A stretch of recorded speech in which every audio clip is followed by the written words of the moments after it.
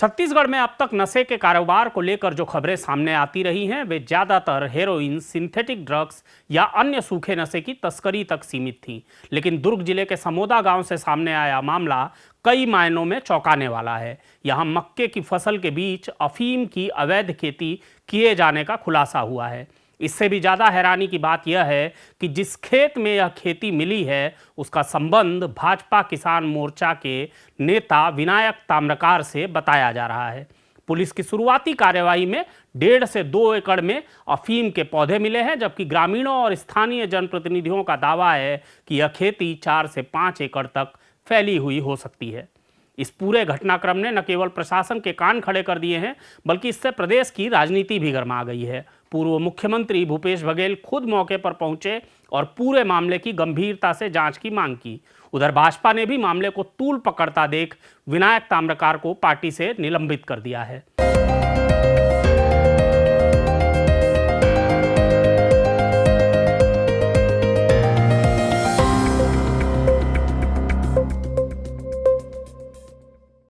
नमस्कार, खबरों की खबर में आपका स्वागत है। आप देख रहे हैं सेंट्रल गोंडवाना खबर और मैं हूं राघवेंद्र। यह घटना इसलिए भी महत्वपूर्ण मानी जा रही है क्योंकि छत्तीसगढ़ में इतने बड़े पैमाने पर अफीम की खेती का शायद यह पहला मामला सामने आया है। दुर्ग जिले के समोदा और झेंझरी गांव की सीमा पर स्थित खेत में यह अवैध खेती मिलने की जानकारी सबसे पहले गांव के सरपंच अरुण गौतम को मिली। बताया जाता है कि किसी ने उन्हें व्हाट्सएप पर एक फोटो भेजी थी जिसमें मक्के की फसल के बीच कुछ अलग तरह के पौधे दिखाई दे रहे थे। सरपंच ने जब उस फोटो को ध्यान से देखा और इंटरनेट के माध्यम से उसकी जांच की तो उन्हें शक हुआ कि यह अफीम का पौधा हो सकता है।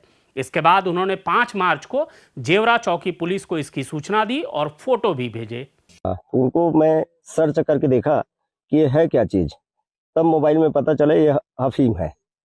तो मैंने अवगत कराया, अपने थाना प्रभारी को कल ही अवगत करा दिया था रात में, और एक स्टाफ को भी जो मेरे पास वीडियो आया था उनको भेज दिया था कि इनको कंफर्म करिए सर, और इसमें कड़ी से कड़ी कार्रवाई होनी चाहिए, क्योंकि जो करने वाले हैं वो भाजपा के नेता बताते हैं अपने आप को, किसान है, किसान संघ का नेता भी रहा है विनायक ताम्रकार, और आरटीआई के कार्यकर्ता है जो हमेशा गाँव में परेशान करते ही रहते हैं। तो हमने विनायक ताम्रकार का कितना खेत है यहाँ तो समोदा में लगभग 300 एकड़ है, जिसमें से 150 एकड़ में अभी केस एक दर्ज किए हैं। यहाँ चारागाह की जमीन भी नहीं बचाए इन लोग। पूरी अभी जो ताजा मामला दिखाई दे रहा है जी, अफीम का मामला है, क्या लग रहा है ये पहली बार ऐसा किया गया है कि वर्षों से होता रहा है? ये वर्षों से होता रहा होगा ऐसा कह सकते हैं, क्योंकि यहाँ तो गेट, सामने गेट में किसी को आने जाने नहीं देते। ये जो जितनी खेती होती है यहाँ बाहर के लोग बुला के खेती बाड़ी करवाते हैं, क्योंकि गांव के आदमी से लेंगे तो गांव वाले उनको जान जाएंगे। तो यहाँ वर्षों से खेती कर रहे होंगे, इसकी हमें जानकारी नहीं, पर ये तो पुख्ता है कि अभी जो देखने को आप लोगों को मिल रहा है ये तो पुख्ता है। तो ये विनायक ताम्रकार खुद खेती करते थे या फिर किसी से करवाते थे? किसी को दिया हुआ था खेत? नहीं, अभी उनका सिर्फ बहानाबाजी चल रहा है कि खेती मैं नहीं करता करके, लेकिन वास्तविक पूरे गांव से आप पूछिए तो खेती वही कर रहे हैं। सूचना मिलने के बाद पुलिस ने मामले को गंभीरता से लिया। एडिशनल एसपी ग्रामीण मणिशंकर चंद्रा के निर्देश पर एक विशेष टीम बनाई गई। 6 मार्च को पुलिस और प्रशासन की टीम ने मौके पर पहुंचकर छापेमारी की। छापे के दौरान मक्के की फसल के बीच अफीम के पौधे लगे हुए पाए गए। शुरुआती जांच में 1.5 से 2 एकड़ क्षेत्र में अफीम की खेती दिखाई दी। हालांकि स्थानीय लोगों का कहना है कि यह खेती इससे कहीं ज्यादा बड़े क्षेत्र में हो सकती है। नशे के कारोबार का भंडाफोड़ इस गांव के छोटे बच्चों ने कर दिखाया। उन लोगों ने पकड़ा, वो लकड़ी इकट्ठा करने आए थे होलिका दहन के लिए, और यहाँ चना भी लगा हुआ है, तो चना खोरा भी खाते हैं। जनरली होलिका दहन के समय हम सब बचपन में वही किए हैं, यहाँ के बच्चों ने भी किया, वो परंपरा का निर्वहन कर रहे हैं। लेकिन देखा कि नए प्रकार के फूल और फल लगे हुए हैं जो उन्होंने कभी नहीं देखा था, उसे फोटो ले ली, वीडियो बना लिए, सरपंच को दिखाया, सरपंच ने पुलिस प्रशासन को बताया, तब इसका भंडाफोड़ हुआ। ये शख्स विनायक ताम्रकार भारतीय जनता पार्टी के पदाधिकारी हैं, उच्च पदों पे रहे, लगातार रहे हैं, और ये रसूखदार है। सांसद, विधायक, कलेक्टर के बगल में बैठने वाले लोग, इसका अप्रोच इतना है कि गृह मंत्री के यहाँ से फोन आता है और यहाँ के सरपंच की गिरफ्तार करवा देता है। अभी कुछ दिन पहले 15 तारीख की गिरफ्तारी हुई, रात को 8 बजे उसकी गिरफ्तारी होती है, जेल में डाल दिया जाता है। तो कितना रसूखदार है इससे पता चलता है। लगभग 10 एकड़ में होगा, उससे भी अधिक हो सकता है। पूरा लगा हुआ है, कहीं पे वो चिरा लगा हुआ है, उसका चिट्टा निकाल लिए गए हैं, कुछ जगह फ्लावरिंग स्टेज में है। तो ये स्थिति यहाँ है, पूरा नदी के किनारे ये जाल फैला हुआ है और इसका नेटवर्क कहाँ कहाँ है, इसकी प्रोसेसिंग कहाँ हो रहा है, क्योंकि केवल चिट्टा भर नहीं है, चिट्टा से फिर हीरोइन और ब्राउन शुगर सब इसी से बनता है, खसखस भी इसी से बनता है, डोडा इसी से बनता है। इसका कोई चीज़ खराब नहीं जाता, सब चीज़ उपयोग में आता है नशे के। कितना खतरनाक मानते हैं? पूरा समाज, खासकर जो तरुणाई है वो नशे में डूब रहा है। मोदी के सरकार में, विष्णु की सरकार में अब तो पहली बार है कि अफीम की खेती है पकड़ा गया। एजुकेशन हब कहा जाता है दुर्ग को, इस प्रकार से मिलना किस अब जो ये हम लोग देख सुन रहे थे कि स्कूल के बगल में जो चिट्टा बिकता है, नशा की सामग्री बिकता है, तो उत्पादन तो यही हो रहा है और सबसे ज्यादा यही नशा का कारोबार हो रहा है। पूरे हमारी जवानी बर्बाद कर रहे हैं लोग। जांच की मांग होगी, न्यायिक जांच किया जाए, इसकी पूरे उच्च स्तरीय इसके जांच होनी चाहिए और दोषी व्यक्ति के खिलाफ कड़ी कार्रवाई होनी चाहिए। और जो इसका नेटवर्क फैला हुआ है, पता नहीं कहाँ कहाँ है, इसका खुलासा होना चाहिए, उस कार्रवाई होनी चाहिए। जिस जमीन में अफीम की खेती मिली है उसका खसरा नंबर 310 बताया जा रहा है। जमीन का कुल रकबा करीब 9 एकड़ 92 डिसमिल है। भूमि स्वामी के तौर पर मधुमती ताम्रकार और प्रीति बाला ताम्रकार का नाम सामने आया है। गांव के सरपंच और ग्रामीणों का कहना है कि यह जमीन स्थानीय जमींदार परिवार से जुड़ी है और भाजपा किसान मोर्चा के नेता विनायक ताम्रकार तथा उनके परिवार के लोग ही यहाँ खेती करते रहे हैं। ग्रामीणों का दावा है कि जमीन किसी को अधिया पर नहीं दी गई थी, बल्कि इसकी खेती खुद ही की जा रही थी। हालांकि विनायक ताम्रकार ने इन आरोपों से इनकार किया है। उनका कहना है कि उन्हें इस खेती की जानकारी नहीं थी। उन्होंने कहा कि उन्हें सूचना मिली थी कि पास के झेंझरी गांव में अफीम बोई गई है, इसलिए वे अपने खेत को देखने पहुंचे थे। उन्होंने यह भी कहा कि संभव है कुछ बाहरी लोग चोरी छिपे यह खेती कर रहे हों। पुलिस की अब तक की जांच में जो सबसे दिलचस्प बात सामने आई है वह यह कि अफीम की खेती को छिपाने के लिए मक्के की फसल का सहारा लिया गया था। पूरे खेत में मक्के की फसल लगी हुई थी और उसी के बीच बीच में अफीम के पौधे लगाए गए थे। इसे दूर से देखने पर किसी को शक नहीं होता था कि यहाँ अवैध खेती हो रही है। जानकारों का मानना है कि अफीम की खेती लंबे समय से चल रही होगी, क्योंकि इसका पौधा तैयार होने में समय लेता है। मामला सामने आने के बाद पूर्व मुख्यमंत्री भूपेश बघेल भी खेत का निरीक्षण करने पहुंचे। उनके साथ बड़ी संख्या में ग्रामीण भी वहां पहुंचे। भीड़ को खेत में जाने से रोकने के दौरान पुलिस और लोगों के बीच धक्का मुक्की भी हुई। स्थिति को नियंत्रित करने के लिए इलाके में भारी पुलिस बल तैनात करना पड़ा है। भूपेश बघेल ने मौके पर कहा कि विनायक ताम्रकार का फार्म हाउस सैकड़ों एकड़ में फैला हुआ है और ग्रामीणों के अनुसार करीब 150 एकड़ जमीन पर कब्जा बताया जाता है।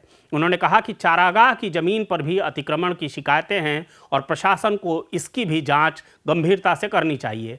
उन्होंने यह भी आरोप लगाया कि ताम्रकार काफी रसूखदार व्यक्ति हैं और उनके सांसद, विधायक तथा प्रशासनिक अधिकारियों के साथ फोटो हैं। बघेल ने कहा कि अब तक ड्रग्स के पंजाब या मुद्रा पोर्ट से आने की बात होती थी, लेकिन अब छत्तीसगढ़ में भी इसकी खेती होने लगी है। उन्होंने कहा कि यह भी जांच का विषय है कि इसका नेटवर्क कहां-कहां तक फैला हुआ है। मामले ने राजनीतिक रूप लिया तो भाजपा ने भी त्वरित कार्रवाई करते हुए विनायक ताम्रकार को पार्टी से निलंबित कर दिया। पार्टी का कहना है कि जब तक जांच पूरी नहीं हो जाती तब तक संगठन की छवि को ध्यान में रखते हुए यह निर्णय लिया गया है। छत्तीसगढ़ में पिछले कुछ वर्षों में नशे के कारोबार से जुड़े कई मामले सामने आए हैं। पुलिस ने कई बार हेरोइन, सिंथेटिक ड्रग्स और अन्य नशीले पदार्थों की तस्करी का खुलासा किया है। राज्य के कई जिलों में गांजा और अन्य नशीले पदार्थों की तस्करी के नेटवर्क भी पकड़े गए हैं, लेकिन अफीम की खेती का इतना बड़ा मामला अब तक सामने नहीं आया था। इस वजह से समोदा गांव का मामला राज्य के लिए एक नई चिंता के रूप में देखा जा रहा है। यदि यह साबित होता है कि यहाँ संगठित तरीके से अफीम की खेती की जा रही थी तो यह नशे के कारोबार के नए स्वरूप की ओर संकेत हो सकता है। भारत में अफीम की खेती पूरी तरह से नियंत्रित और लाइसेंस आधारित होती है। इसके लिए किसानों को केंद्रीय नारकोटिक्स ब्यूरो से लाइसेंस लेना पड़ता है। बिना लाइसेंस अफीम की खेती करना कानूनन अपराध है। सरकार किसानों को लाइसेंस जारी करती है और पूरी प्रक्रिया पर कड़ी निगरानी रखी जाती है। किसान को तय क्षेत्र में ही खेती करने की अनुमति होती है और उत्पादन का रिकॉर्ड भी रखा जाता है। अफीम एक अत्यंत मूल्यवान फसल मानी जाती है। इसका उपयोग औषधीय दवाइयों के निर्माण में भी किया जाता है, लेकिन इसका बड़ा हिस्सा नशीले पदार्थों के अवैध कारोबार से भी जुड़ा होता है। अंतर्राष्ट्रीय बाजार में इसकी कीमत काफ़ी अधिक होती है। यही वजह है कि कई बार अवैध तरीके से इसकी खेती करने की कोशिशें होती रहती हैं। समोदा गांव में मिली अफीम की संभावित कीमत का आकलन अभी किया जा रहा है, लेकिन शुरुआती अनुमान में यह करोड़ों रुपए की बताई जा रही है।